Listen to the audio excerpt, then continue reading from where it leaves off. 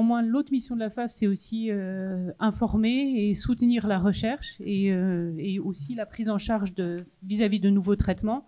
C'est une partie qui porte beaucoup d'espoir pour nous.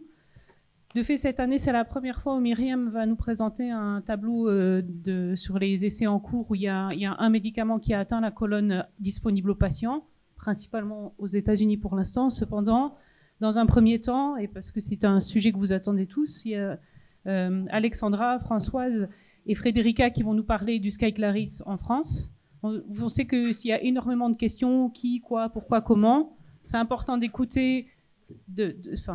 Vous allez nous expliquer l'approche qui a été prise et les démarches nécessaires pour arriver au stade actuel. Et ensuite, bien évidemment, c'est important d'avoir un temps de questions. Donc on avait dit, voilà, vous faites au mieux. Mais on a des nouvelles têtes. Donc Frédérica va se présenter parce qu'elle n'est pas en photo non plus. Donc, hop. Bonjour à tous, je suis Frédérica Rusciti. Je m'occupe des consultations Skyclarys au sein de l'équipe des professeurs Dur à l'hôpital Pitié-Salpêtrière de Paris. Bon, moi, je vous connais aussi, Françoise Pousset, je suis cardiologue. Je travaille avec l'équipe d'Alexandra, plus particulièrement dans cette pathologie. Parfois, elle me demande d'autres avis dans d'autres pathologies neurologiques plus rares, mais c'est vrai que ça fait, moi je pense aussi 30 ans que je suis quasiment des patients atteints d'ataxie de Friedreich. Bonjour, Myriam Rai, je viens de Bruxelles. Ça fait presque 22 ans que je vis dans le monde ataxie de Friedreich, initialement en tant que chercheur fondamental, puis translationnel. Je me suis occupée du réseau européen EFACTS et j'ai rejoint FARA depuis 3 ans. Et aujourd'hui, je vais vous présenter, entre autres, les essais cliniques dans le monde, mais aussi l'implication de FARA dans le développement de ce nouveau traitement Skyclarys. Donc, je pensais qu'on allait faire un peu en interactif parce que je vais vous présenter, si je peux avoir mes diapositives, et surtout, n'hésitez pas, peut-être je peux commencer de vous parler de ce qu'il y a en cours actuellement, et après on fait les questions, mais s'il y a des questions brûlantes ou si vous voulez intervenir, surtout, ne vous gênez pas. Donc, je peux changer les diapos moi-même, apparemment. Merci. Et donc, des diapos ont été préparés par Élodie Petit, la chef de projet que vous connaissez, qui était à l'ICM et que vous avez peut-être tous déjà eu au téléphone. Et je veux vous parler de MUFA, qui est l'étude vatiquinone chez les enfants, enfin chez les mineurs, mais qui actuellement a été terminée. Et je voulais vous montrer un peu les résultats qui ont été présentés dans 2 congrès. Je trouve que c'est important de la montrer aussi parce qu'elle va peut-être avoir l'autorisation de traitement avant 15 ans, ce qui est important puisqu'elle a inclus les enfants. Je mets juste à jour l'étude PROFA pour vous remercier d'y participer. Et donc, je vais dire un petit mot. C'était l'étude qui avait été présentée la dernière fois par Stéphanie Borel, l'orthophoniste qui est dans mon équipe. Je vais vous parler du centre de référence maladies rares parce qu'on a été relabellisé. Je vais vous remontrer la carte qui s'est étoffée avec les pédiatres et les autres centres, puisqu'on était 5 centres constitutifs et maintenant on est 10. Donc, on est vraiment plus grand avec tous les centres de compétences. Et bien sûr, je vais parler de Skyclarys, que vous attendez tous pour savoir où on en est. Et je vais vous donner les premières images d'inclusion de la BNDMR. Donc, MUFA, c'est PTC, c'est vatiquinone, c'est un antioxydant qui a été développé par eux et qui a été testé il y a déjà pas mal de temps, mais il a été utilisé dans une phase 2-3 presque, c'est 2A3, avec des critères d'inclusion justement qui sont un peu différents. Est-ce que j'ai un truc qui marche? Oui, vous le voyez peut-être là, c'est un peu petit, mais au-delà de 7 ans, avec une mFARS qui est l'échelle clinique qui n'est pas comme la SARA, mais qu'on peut traduire en SARA, qui est entre 2 et 70 et qui va jusqu'à 100, un peu moins, 93. Il fallait être capable de marcher un peu, comme souvent dans les essais, et il y a les inclusions qui sont terminées. Donc, il y a 146 participants, donc 14 centres, donc ça fait 10 participants par centre. Nous, on avait 11. qu'on avait inclus, et il y avait des visites tous les 3 mois, il y avait pas mal de visites.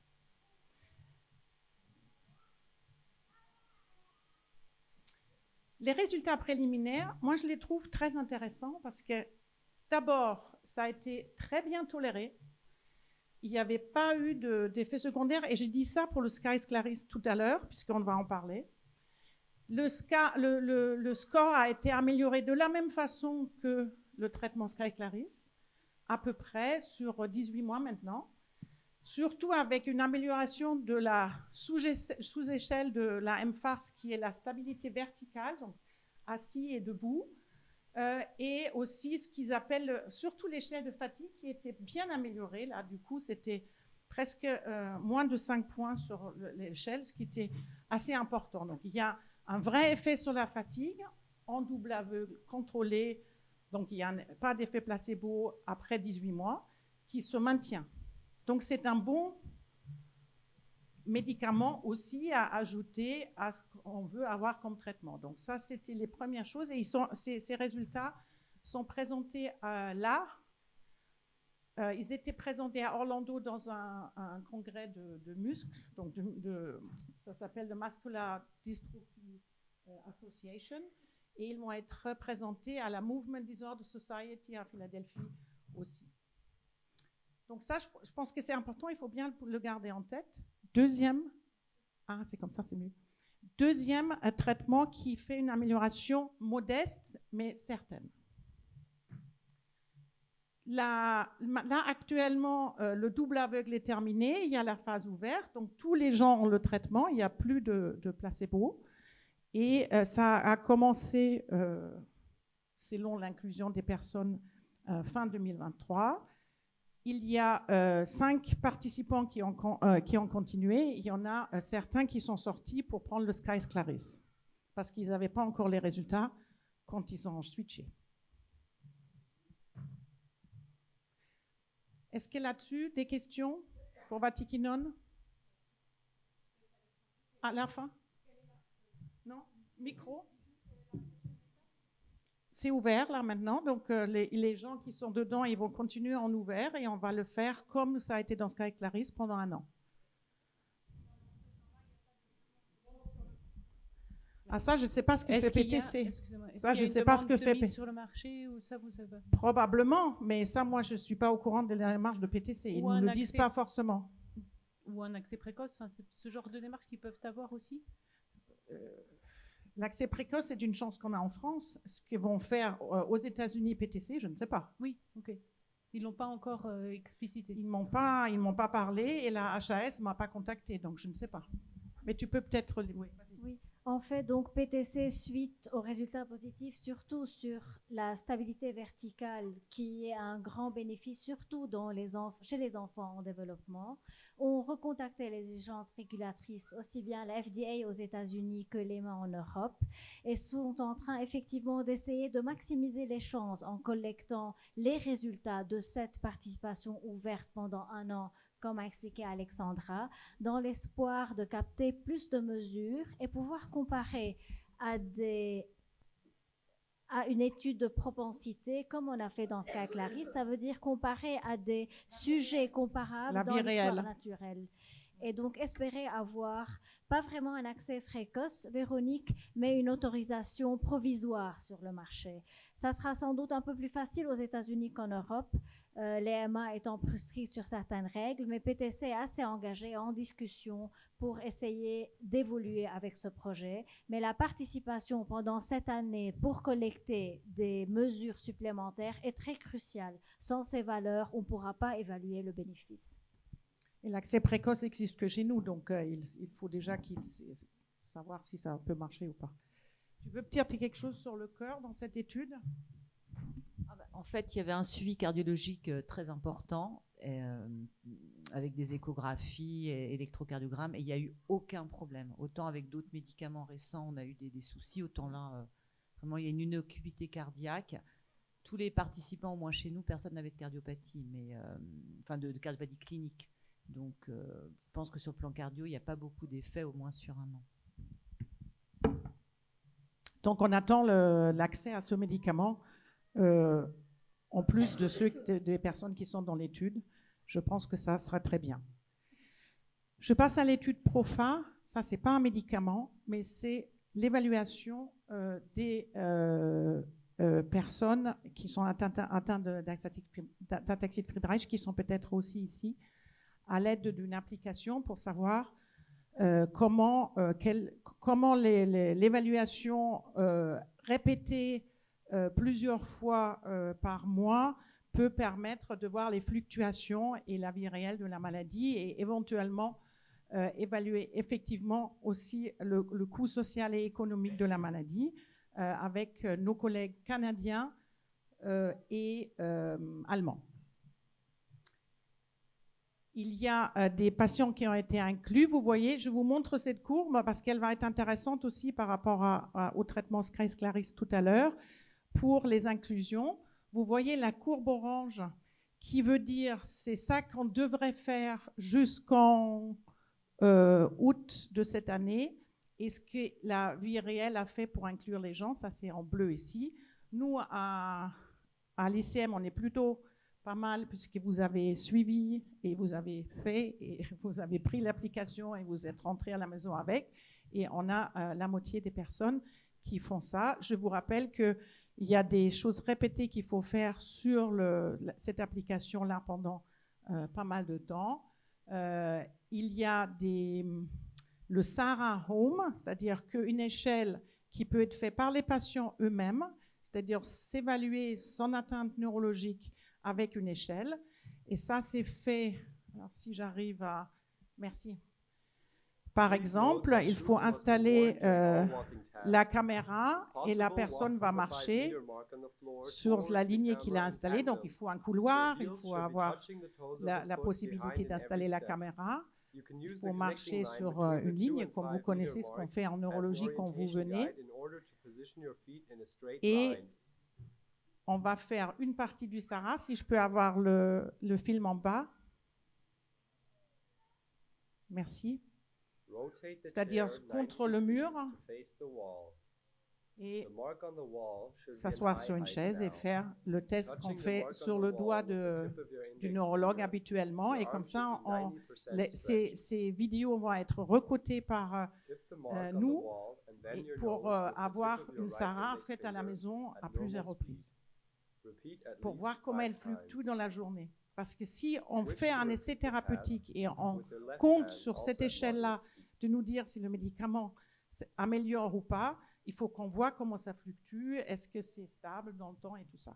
Donc ça fait partie de cet essai-là et c'est vraiment très important. Je crois que pour les personnes qui sont dans PROFA, c'est pas facile de le faire tout le temps, c'est les installations, de le faire, de refaire, mais enfin, c'est vraiment chouette d'y participer et je vous remercie beaucoup pour ça.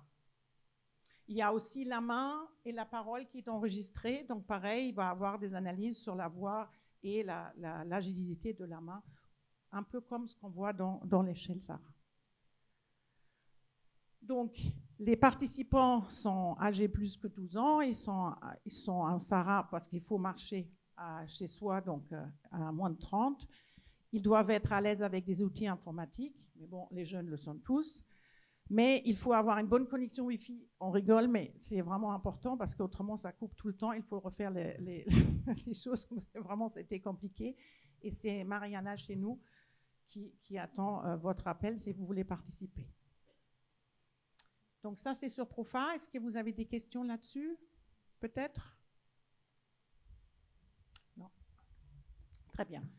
Donc, à ce moment-là, le CRMR, je vous rappelle que le CRMR est une structure qui, on a parlé tout à l'heure de la filière est le rassemblement de tous les centres de référence des différentes maladies neurologiques rares en France.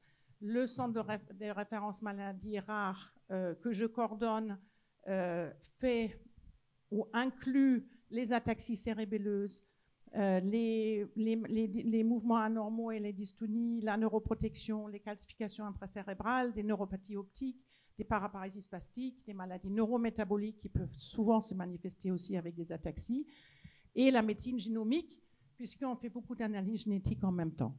Et on a eu donc pas mal de différents partenaires qui nous ont rejoints. Donc, on est un peu mieux représenté sur la carte que vous voyez ici pour les centres qui sont ici et qui ont le rôle à jouer dans la... Plus que la compétence, ils doivent aussi coordonner et faire de la recherche. Et là, c'est des centres de compétences avec un maillage territorial qui s'est amélioré puisqu'on a 23 sites adultes, 23 sites enfants. Et là, du coup, vraiment un peu partout. Et on est très fiers aussi d'avoir les Caraïbes qui nous ont rejoints. Donc ça, c'est important parce qu'on peut aller à des endroits pour être suivi, pour être repéré aussi pour les essais thérapeutiques et pour permettre les inclusions dans les essais. Je pense que c'est important que ce maillage territorial existe. Donc on est très content que ça puisse se faire et qu'on a eu la relabellisation et donc aussi la possibilité de recruter éventuellement des personnes pour la prise en charge. Je passe à SkyClaris, qui est le traitement qui a l'accès précoce en France. Et avant de la discuter avec vous, je voulais reprendre... je voulais vous rappeler, et c'est Hélène qui voulait dire un petit mot, comme quoi, parce qu'il y a, il y a une maman, non, une tante de quelqu'un en Uruguay qui m'a envoyé une photo avec Pierre Rustin, il y a maintenant 20 ans, où Pierre Rustin, financé par la FAF, avait déjà fait la recherche sur un NRF2. C'était ça que tu voulais dire? Tu voulais ajouter quelque chose? Non? Tu vas le montrer? Ah, formidable. Donc, en fait, c'est ce facteur qui est ciblé par ce traitement. Je vous rappelle, mais on en avait parlé déjà la dernière fois, donc je ne répète pas tout, parce qu'on est allé un peu plus loin déjà, et c'est important maintenant de parler de l'accès précoce en cours. Mais je vous rappelle que l'étude MOXIE qui avait été effectuée aux États-Unis avait inclus 103 patients âgés de 16 à 40 ans. Ceci explique pourquoi l'accès précoce est uniquement disponible pour les personnes à 16 ans et plus. Ils avaient randomisé 1 à 1 pour la placebo ou traitement. Ils voulaient voir s'ils amélioraient l'échelle. Donc, vous voyez que les échelles sont utilisées pour voir si les personnes s'améliorent. Donc, ces échelles sont très importantes pour savoir s'ils reflètent vraiment la maladie dans leur ensemble. Et l'analyse a montré qu'il y avait une différence significative sur l'échelle avec 2,4 points. Je vous ai montré tout à l'heure, pour la vatéquinone, c'est exactement le même chiffre. Donc, il y a 2 traitements actuellement qui améliorent la fonction motrice mesurée par cette échelle-là de 2,4 points. Je pense que c'est important de bien le garder en tête. Maintenant, il a été montré donc qu'il y a une amélioration. Ce qui était intéressant, c'est que cette amélioration s'est maintenue dans le temps à la phase ouverte. Donc, qu'est-ce qui s'est passé? Il s'est passé qu'avant que le médicament à l'AMM, donc l'autorisation de la mise sur le marché, il y a eu l'accès précoce en France. L'accès précoce est un peu particulier et il a été donné en novembre 2023. Le début était janvier 2024 et l'approbation EMA a été faite en février et maintenant ils sont en train de réfléchir au prix à l'AMM. Je vous rappelle que l'accès précoce, c'est une grande chance qu'on a en France que ça existe parce que c'est une autorisation exceptionnelle accordée en dehors des règles habituelles de la mise sur le marché d'un médicament ou l'accès à un médicament, puisqu'on peut le prescrire avant. Et donc, la seule chose, c'est que l'accès précoce nécessite un recueil obligatoire de données. On ne peut pas juste le donner. Il faut avoir un recueil obligatoire des données et de l'amélioration ou pas des symptômes. Donc, il faut s'organiser un peu pour qu'on soit sûr qu'on reproduit un peu la même chose, ce qui va être important pour savoir à quel prix il va être mis sur le marché. C'est toujours pareil. Et donc, du coup, tous les effets indésirables suspectés doivent être déclarés.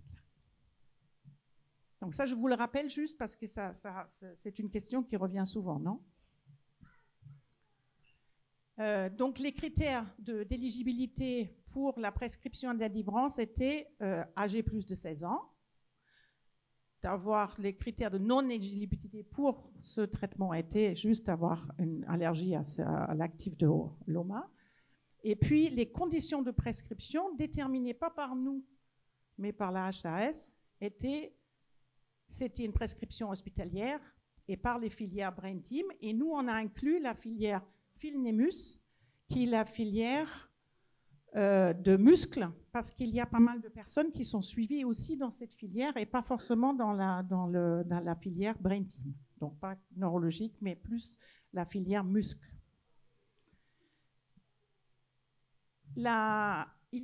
Puisqu'on n'a pas toutes les données d'efficacité et de tolérance avec un diabète déséquilibré ou une insuffisance cardiaque ou une arythmie, ces personnes n'ont pas été incluses pour être retenues pour l'étude, parce que l'étude a été faite dans des conditions très spécifiques, puisqu'ils ont exclu tous les gens qui avaient un problème cardiaque. Donc on ne sait pas qu'est-ce que le médicament va faire.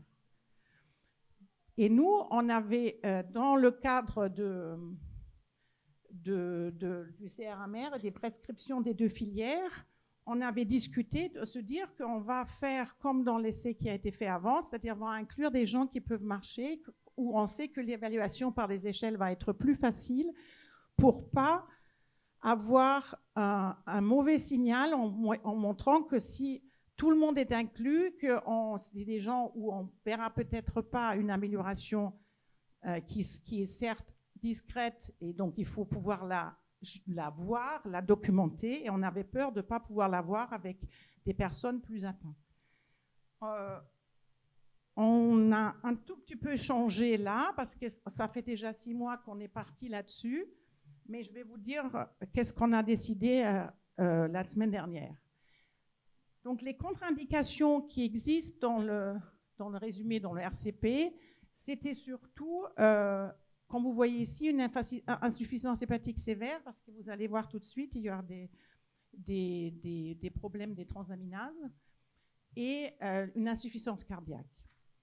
Et comme on disait, puisqu'on ne sait pas très bien comment ça se passe avec des personnes qui ont, par exemple, un diabète déséquilibré ou une diminution de la fraction d'éjection qui est très importante, on a dit il faut être très réservé là-dessus et peut-être pas le prescrire, ou en tout cas bien les suivre encore de plus près, je dirais. Donc, il faut chaque fois quand même évaluer pour ne pas avoir un problème. Donc, on en est là. Tu veux peut-être dire quelque chose sur les données de tolérance? Oui. Est-ce que vous entendez bien? Ok. Donc, il y a 2 principes pour éviter de donner un médicament en général. Donc, soit, comme vous l'avez déjà vu, le manque de données spécifiques sur des populations spécifiques de malades, par exemple avec l'attente cardiaque ou le diabète déséquilibré. Et l'autre principe est celui qui avait été montré par Hippocrate, donc le principe de ne pas nuire. Donc, on ne veut pas provoquer des blessures, on ne veut pas blesser les malades. Si on ne connaît pas très bien les données de tolérance, et ça, c'est des idées avant de penser à l'efficacité. Et donc, c'est très important d'avoir les données de tolérance du médicament. On a vu dans l'étude MOXIe qu'il y avait effectivement l'élévation des transaminases, qui sont les enzymes qui donnent une idée de la fonction du foie. Et donc, comme vous pouvez le voir ici, l'élévation des alates est majeure que l'élévation des azates. Et la période où on va voir l'élévation est dans les premières 12 semaines de traitement. Après, on a une régularisation du niveau des transaminases, et dans l'étude, les chercheurs ont hypothisé oui, que ça, c'est une réponse physiologique à l'introduction du médicament. Donc, on va avoir ça, mais il faut quand même être prudent. Et il faut arrêter le médicament quand le niveau des alates dépasse le seuil de 5 fois la limite supérieure de la normale. On passe à la prochaine diapositive. Et là, je vais vous montrer le déroulement des visites, donc tout ce qui est logistique, l'aspect logistique. Donc dans notre centre, avant de faire la consultation de screening, on faisait le pré-screening. Donc on allait examiner chaque dossier pour voir effectivement les patients a priori éligibles. Mais c'est quand même important, la consultation de screening, c'est le premier point. C'est très important parce qu'on va faire une anamnèse très détaillée. On va recueillir les données des antécédents médicaux. On va faire le bilan biologique pour s'assurer qu'il n'y a pas d'insuffisance hépatique, ni de grossesse en cours. Il n'y a pas d'insuffisance cardiaque et il n'y a pas de diabète déséquilibré. On fait l'échelle clinique SARA et après la consultation de screening, on passe à la consultation d'instauration. Ça, c'est plutôt rapide. Souvent, on peut le faire en visio ou par téléphone. Et il s'agit seulement de confirmer que le patient est toujours éligible au traitement. Donc, on va vérifier les critères. Et ce qui est vraiment important, c'est le questionnaire de qualité de vie. Parce qu'on a deux moyens pour évaluer l'efficacité d'un médicament. On a l'échelle clinique, évidemment, mais on a aussi ce que le patient lui-même a comme retour. Parce que si ça va améliorer la qualité de vie, ça c'est très important pour l'industrie pharmaceutique pour pouvoir approuver le médicament.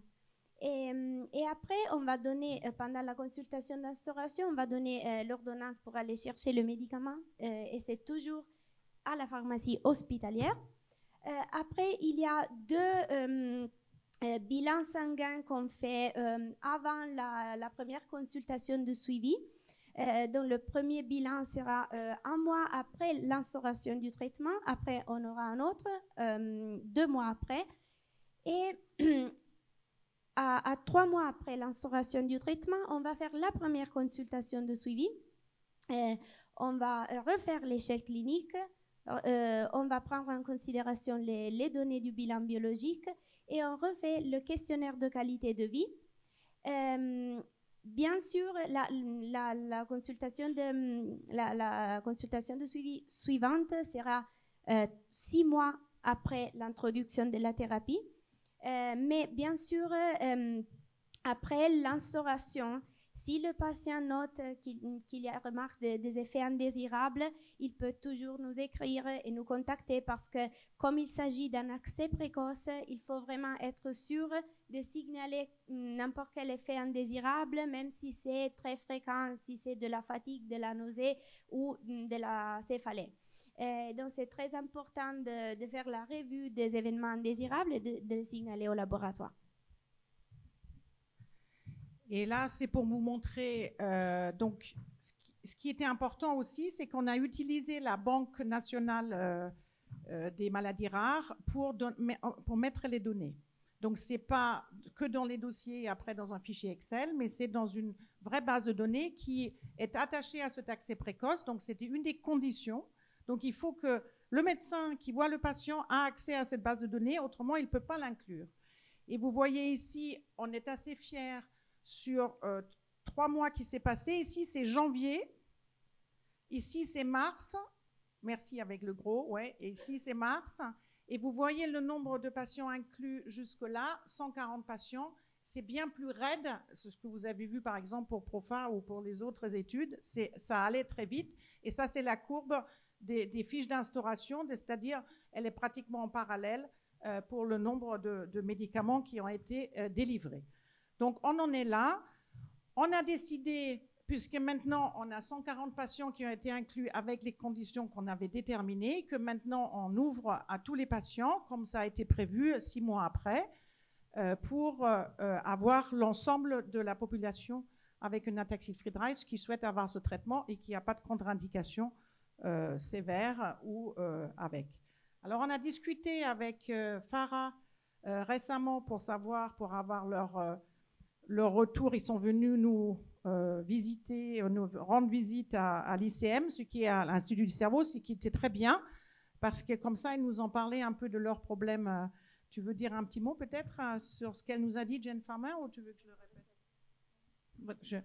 Et elle disait aussi que, parce que là-bas, c'est par excès précoce, donc c'est un peu plus compliqué l'instauration rapide, mais ils ont un recul là d'un peu plus de 6 mois, et ils ont aussi ce problème de l'élévation des transaminases, donc une réaction hépatique un peu...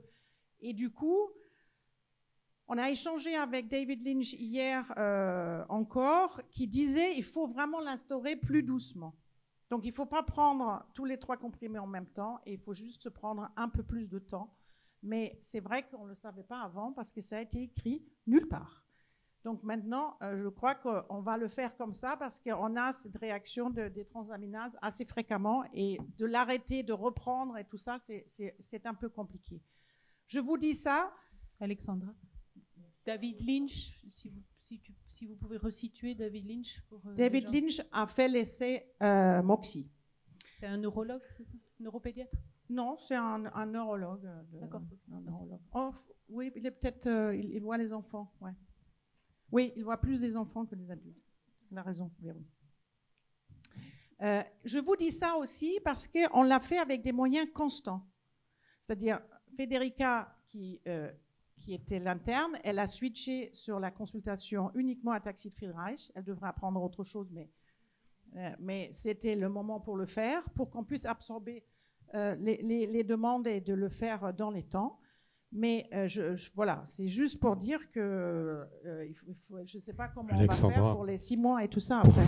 Pour faire dans le temps, pour les autres qui arrivent, quel protocole tu préconises? Il faut le même. Je n'ai pas le choix, c'est la HAS. Non, moi, je ne choisis pas, moi. Les 3 comprimés d'un coup ou... Non, instauration progressive. C'est ce que je voulais dire. Ah ça, oui. Oui, ça, il faut qu'on change là. Mais ça, on le sait depuis les 3 mois qu'on les fait. Maintenant, on a compris. Mais on ne l'avait pas dit avant. Mais David Lynch nous l'a dit aussi. C'est comme ça que ça se passe. Et tu peux peut-être dire quelque chose pour le cœur, ou tu ne les as pas encore vus après? Oui, je vais peut-être finir, si ça ne vous embête pas, juste pour dire merci à vous d'avoir participé, de faire tout ce qu'il faut pour tous les essais et de nous tenir au courant. Et ça, c'est l'équipe Ataxie de Friedreich ici, et vous voyez ici Jane Farmer de FARA avec Kate Monette et Myriam, voilà, au milieu. Qui est-ce qu'on a d'autres? Il y a Elodie Petit, Rania, Anna Heinzmann, Julia Coarelli, les neurologues avec Claire Evenchik, bien sûr, et Stéphanie Borel, vous connaissez aussi, et bien sûr Françoise qui est ici. Et ici, l'ensemble du CRMR, mais aussi national. Donc, c'était pour vous montrer toutes les têtes. Et voilà, et maintenant vos questions, bien sûr. Alors, moi, j'ai une question. Je suis la maman de Suzanne qui est suivie par le professeur Anheim à Strasbourg. Elle a eu sa première consultation le 14 mars et rapidement, elle a eu l'accès aux médicaments. Donc là, elle commence avec 3. Oui, c'est bien.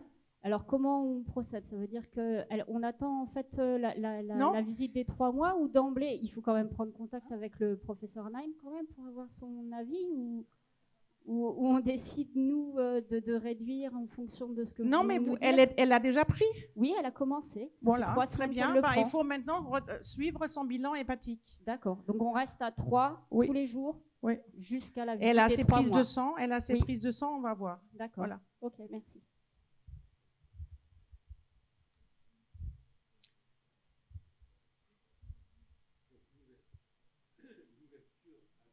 Tous les ataxiques de plus de 16 ans aura lieu quand? Elle a lieu. Elle a lieu. Elle a lieu, mais il faut qu'on puisse suivre. C'est une précision importante. D'autre part, je suis toujours extrêmement choqué qu'il n'y ait pas plus d'études chez les enfants, où les enfants commencent vers 4-5 ans, ont une évolution terrible dans la maladie, et c'est bigrement important d'avoir des recherches dans ce domaine-là. Alors, c'est pour ça, et je ne sais pas si tu as bien écouté, mais j'ai commencé avec la vatiquinone qui chez les enfants et qui fait le même effet. Et si on a l'accès rapidement, ça serait très bien et ça sera pareil. Maintenant que Reata, qui a fait Skyclaris naître, a été racheté par Biogen. Est-ce que Biogen va vouloir faire une étude chez les enfants? Je ne sais pas, j'espère. On les voit la semaine prochaine lors des journées nationales de langue française des neurologues et on va en rediscuter et rediscuter. Je fais que ça. Mais j'insiste et j'espère que ça va se faire. Mais la vatiquinone existe. C'est pour ça que je l'ai dit au début. Très bien, merci.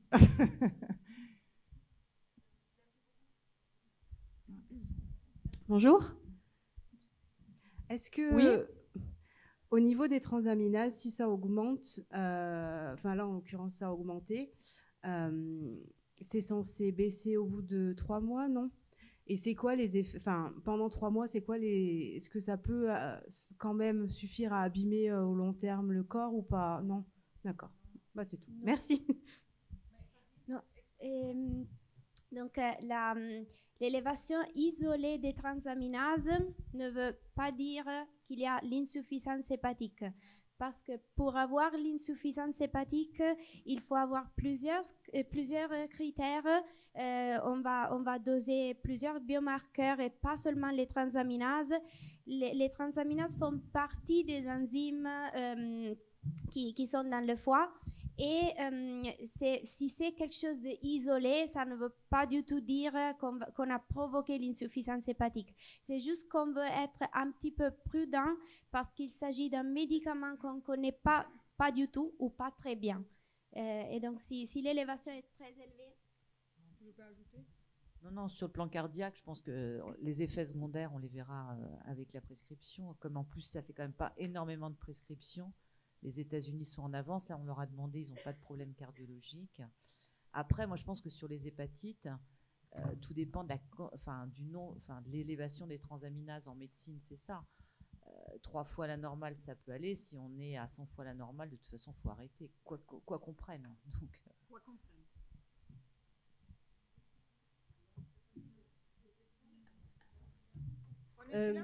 J'ai une question, merci beaucoup pour votre présentation. On a mis en ligne un communiqué, je crois, hier. On a déjà une flopée de questions de certains adhérents, donc je ne sais pas s'ils sont là, mais je vais les relayer. Je pense à une adhérente qui visiblement a eu des informations en Allemagne et qui nous posait la question, mais qu'est-ce que c'est que ce diabète déséquilibré? Je ne comprends pas, on ne nous demande pas ça en Allemagne. Et on avait aussi des questions sur les BNP. Alors, pour préciser un petit peu la question que je pourrais vous poser, qu'est-ce que c'est pour vous qu'un diabète déséquilibré? On imagine bien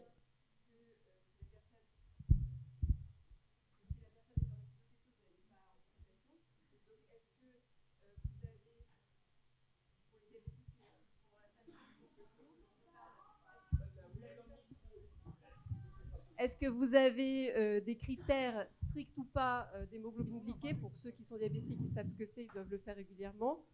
Ou est-ce que ça va dépendre du profil pour moi, je pense qu'un diabète déséquilibré, c'est un diabète qu'on vient de découvrir, où le traitement n'est pas efficace, où l'HbA1c est supérieur, supérieur à 7,5 et puis n'est pas équilibré. Il faut savoir que le diabète des Friedreich, c'est pas un diabète de base, c'est pas un diabète normal. C'est souvent un diabète qui va nécessiter de l'insuline. Moi, je sais que nous, on n'a qu'une diabétologue qui connaît très bien ça à la Pitié. Donc, un diabète déséquilibré, c'est dangereux et c'est pas le moment de commencer de mettre un produit nouveau qu'on connaît pas.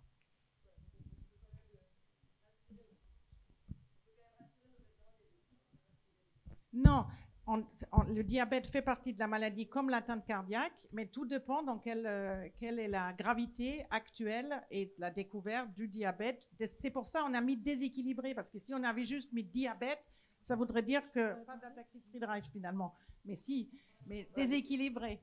Parce qu'ils ont 7 de hémoglobine glyquée qui seront plus... Oui, voilà.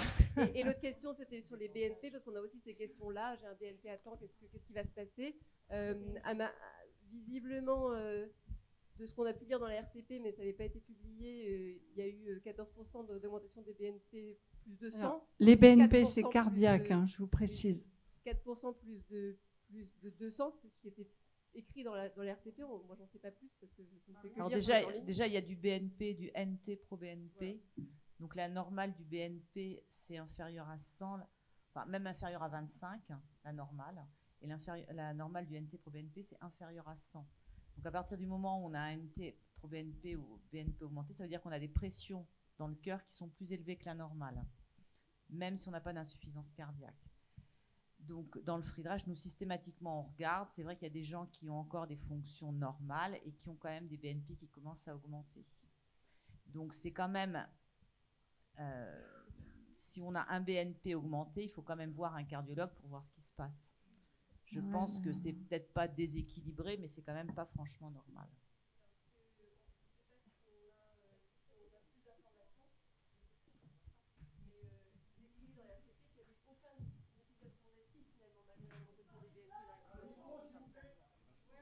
Voilà, dans la RCP du produit, ils écrivaient, mais je n'en sais pas plus, que même s'il y avait des augmentations de BNP, il n'y avait pas du tout d'épisodes cardiaques graves. Oui, mais enfin, dans le papier, il y a très peu de malades. Non, il y a très peu de malades. Il n'y a aucune cardiopathie. Et après, d'abord, ils disent pas ce que c'est que la cardiopathie. Et dans il y a un tableau à la fin où ils donnent des données, qui a très peu de données. Par exemple, il n'y a aucune fraction d'éjection, rien du tout. La seule chose, c'est mis cardiomyopathie ou pas. Qu'est-ce que c'est qu'une cardiopathie dans ce papier? Est-ce que c'est seulement d'avoir un électrocardiogramme anormal? Tout le monde a un électrocardiogramme anormal. Est-ce que c'est d'avoir une fraction d'éjection anormale? Ça, c'est peu de gens quand même. Donc, c'est pas du tout la même chose. Donc, en fait, on sait rien sur le cœur. Donc, il faut être prudent. Oui, je pense que quelqu'un... C'est pour expliquer aux adhérents, parce qu'ils viennent avec nous avec des chiffres de BNP, on essaye de leur donner des réponses. Mais je pense que le BNP, c'est juste, ça donne une idée de, par exemple, pour de l'inclusion, c'est de dire qu'il y a peut-être un problème, il faut peut-être regarder pourquoi. Ouais. Le BNP, mais c'est BNP et NT pro. En fait, le BNP, c'était un métabolite du NT pro BNP, et donc le dosage n'est pas le même. Et il faut regarder en picogrammes par ml et pas en picomol aussi, parce que c'est des picogrammes par ml.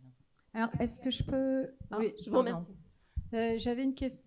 Ah, pardon, Juliette, tu voulais pas... Chris, vas-y. Vas-y, Chris. Oui, bonjour, Christiane Diozard, on se connaît. Alors, je voudrais poser une question. Alors, je parle pour mon nom, enfin, celui de Jean, qui n'est pas là, il est de l'autre côté, et surtout pour des amis qui n'ont pas pu être présents aujourd'hui, notamment les balleurs. Alors, j'ai une grande... Parce que j'ai vu qu'effectivement, vous ouvrez... Enfin, c'était ouvert à plus de personnes.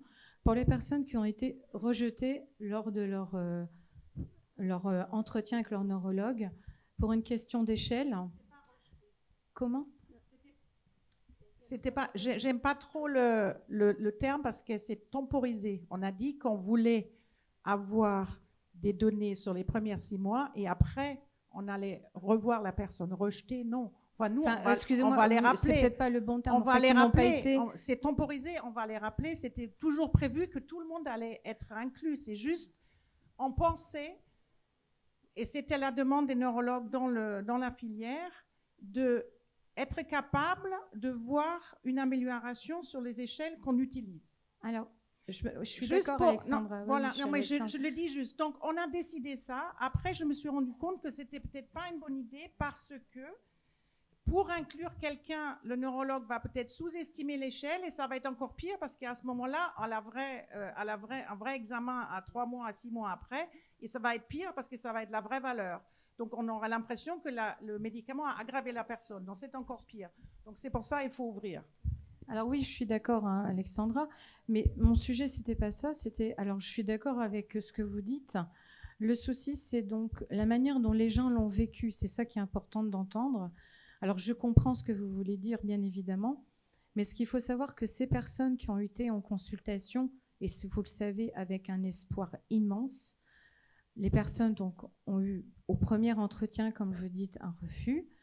On ne leur a pas dit clairement, dans 6 mois, on vous rappelle, même si vous le savez, tout le monde le sait, eux ne le savaient pas. Moi, la première, quand je suis allée avec Jean à Paris, on a pris un nom direct, Jean est trop évolué, c'est violent. Je sais que vous n'y pouvez rien.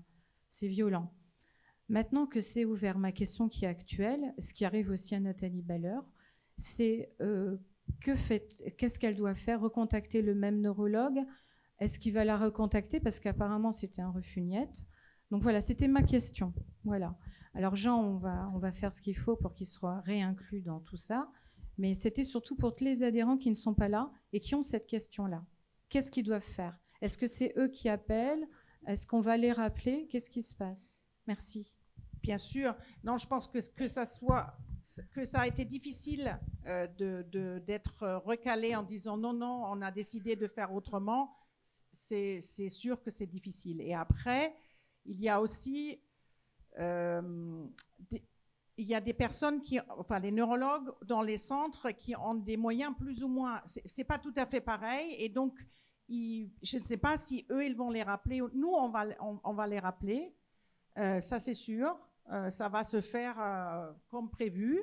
Donc, après, et l'organisation dans chaque centre, je ne peux pas répondre pour eux. Ça, on essaie de faire une certaine unité au sein du centre de référence pour avoir un peu le même discours, la même attitude.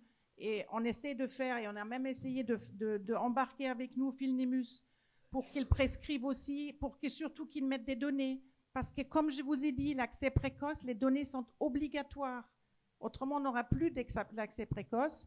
Et je pense que c'est important de se rendre compte que je ne peux pas obliger quelqu'un de rappeler le patient. Ça, je ne peux pas leur dire comment ils s'organisent. Ça, il faut qu'ils voient avec le neurologue. Nous, on va les rappeler. Non. Je pense que je vais répondre un petit peu. Merci. Le dernier communiqué qu'on vous a envoyé hier, et je remercie les personnes qui l'ont écrite, ce sont les 2 filières, et je remercie ceux qui l'ont diffusé. Je vous invite à le lire et vous allez beaucoup mieux comprendre les conditions de prescription. Je voudrais redire quelque chose ici de très important, à savoir que, je ne sais pas si vous vous rendez compte pour les plus anciens, et Michel Koenig est là, va nous parler tout à l'heure, qui a été co-découvreur du gène, que tout ce qu'on a financé, et on va continuer en recherche dite fondamentale pour comprendre les mécanismes. Hélène le disait tout à l'heure, c'était Vincent Pop et c'est Pierre Rustin qui avait dit « Ah, ça c'est peut-être une bonne piste, mais j'ai pas l'argent. Donc si la FAF a l'argent pour m'aider à subventionner ces recherches, on y va. » Et ça a été fait en 2014 et encore avant. On peut vous dire qu'on avance. Vous avez vu qu'il y avait la Vatiquinone, qui peut-être dans 1 an, dans 2 ans, peut-être avant, va être disponible. Avant, dit Alexandra. Et puis par rapport au Sky Clarisse, il est clair qu'on va se battre pour pouvoir donner l'accès aussi aux moins de 16 ans. C'est capital. Et je voudrais vous dire que, voilà, jusque-là, on n'avait pas grand-chose. Vous voyez que ça avance. Et je voudrais bien qu'on voit les choses aussi de façon positive. Et l'accès précoce, c'est très compliqué à comprendre parce que c'est français, uniquement français, pour que les gens aient accès à une molécule avant l'autorisation de mise sur le marché. Donc là, il y a déjà des gens qui ont accès, et tant mieux. Vous avez vu que pour les neurologues, ils tâtonnent aussi, et à Brain Team, l'autre jour, ils l'ont dit, on n'a jamais fait ça, c'est très cadré, etc. On avance, on réfléchit. Je peux vous dire que depuis l'été dernier, sans l'accord encore des agences, ils se sont dit comment on va faire pour faire des consultations supplémentaires, alors que les délais sont déjà longs et qu'ils ont mobilisé un tas de gens et de leur énergie. Et je voudrais aussi que vous sachiez le travail qu'ils font pour nous. Et on a à travailler ensemble et c'est ce qu'on fait depuis le début. Merci. Merci Julienne. Je pense que, vu le temps qui avance, logiquement, on devrait passer à Myriam. Peut-être une dernière question et je pense que vous serez disponible pour des questions. Oui. Voilà. Donc une dernière question, mais vous étiez plusieurs à vouloir poser une dernière question. Donc, Non, c'est une question très pratique. Dans le moment où on est accepté dans le programme pour le médicament, le moment où on reçoit le médicament, il s'écoule quoi, 2 mois, 3 mois quoi. C'est une procédure assez longue. Non, du moment où on pour avoir le médicament, nous, on a eu un grand problème avec notre pharmacie des hôpitaux qui ne voulait pas dispenser du médicament parce que pas le temps, pas le truc. Je dis comment ça accès précoce, et maintenant c'est tout de suite. On a failli l'étrangler, mais on l'a eu. Maintenant, normalement, ça devrait être pratiquement immédiat. Donc, voilà, mais maintenant, mais il faut que ça arrive à la pharmacie. Normalement, chez nous, en tout cas, ça a été fourni, mais dans d'autres pharmacies, heureusement, des hôpitaux, ils étaient un peu mieux, mais la PHP à Paris, ça a été compliqué. On s'est battu. Bonjour, Sylvia, la maman d'Hortense qui a 11 ans. Merci pour votre travail, vos recherches et votre énergie. Moi, j'avais une question sur la vatiquinone. Comment ma fille peut avoir accès à cette molécule ou ce médicament? Alors, pas encore. D'accord. Parce que c'est toujours en essai. Okay. Là, le médicament, pour ceux qu'on a pu inclure, on nous a arrêtés d'ailleurs, parce qu'avec Élodie Petit, on avait beaucoup plus de personnes qu'on voulait mettre dans l'essai, qu'on finalement PTC a inclus Paris, enfin le centre chez nous, parce qu'ils mettent toujours du temps, mais les États-Unis étaient ouverts et ils avaient prévu 146 patients. Nous, on a pu mettre les 11 patients. Ils ne voulaient pas plus que 10 par centre, puisqu'ils avaient déjà 14 centres ouverts, et du coup, ou 13 centres ouverts, et du coup, on a pu mettre le maximum, et ces personnes-là vont continuer le médicament, et j'espère qu'ils vont bien le faire là dans la phase là maintenant ouverte, puisque la phase en double aveugle est terminée. Après, c'est à PTC de faire ce travail, ce qu'on a dit tout à l'heure, de convaincre, soit d'accès précoce, soit quelque chose que la MM direct, mais bon, l'accès précoce, ça serait bien, et on attend ce deuxième accès précoce par la HAS pour ça, et j'espère, et je vais en reparler avec PTC, qu'ils le fassent. Donc vous voyez, il y a toujours des étapes réglementaires qu'on ne peut pas sauter. Ok. L'usage du Skyclarys en Allemagne est très différent de celui qui est en France. En Allemagne, il s'agit d'un usage compassionnel. Et un usage compassionnel, c'est toujours à discrétion du prescripteur. Donc, il n'y a pas de règle entre le gouvernement et Biogen et le prescripteur. Le seul critère, c'est 16+, diagnostic d'ataxie de Friedreich confirmé. Il n'y a aucune autre contre-indication pour recevoir le traitement. À part ce qui est écrit dans la RCP quand même. Oui, je veux dire. Mais... Et encore, pour le moment. Enfin, il faut quand même qu'il reste médecin. C'est pas... Oui, mais cet usage compassionnel est limité dans le temps, c'est pas indéterminé. L'Allemagne, c'est vrai, est le premier pays qui a accepté l'autorisation au marché de Skyclarys en Allemagne, et ils entrent maintenant en période de négociation avec la firme pour le prix de ce médicament. Mais si, au bout de 6 mois de négociation, ils n'arrivent pas à un prix convenable et au gouvernement et à la firme pharmaceutique, le traitement compassionnel s'arrête et il n'y aura pas de mise au marché du médicament sur le marché. Et comme Alexandra l'a dit, l'accès précoce est un grand plus pour la France. Soyez-en contents, en Belgique, on ne l'a pas. Il y a pas mal de patients belges qui ont essayé de contacter les institutions en France pour y accéder, ce n'est pas possible. Malheureusement, il y a une approbation par la Commission européenne, mais en pratique, c'est chaque pays avec ses règles, avec ses législations, et c'est un peu injuste, entre guillemets, pour tous les pays européens qui sont sous l'égide de cette commission, mais c'est comme ça. Donc maintenant, chaque pays mène sa bataille, son front, engage les associations de patients dans les discussions. Et moi, de mon côté, j'essaie d'assister autant de pays possible dans ces négociations, mais voilà, ce n'est pas gagné. Donc, vous avez un plus un en France. Non, mais je veux dire aussi que l'accès précoce est payé par la Sécu, le prix du médicament actuel, qui est quand même un... Prix plein. Aux États-Unis, c'est dans les 340 000 annuels. Oui, 340 000 € annuels.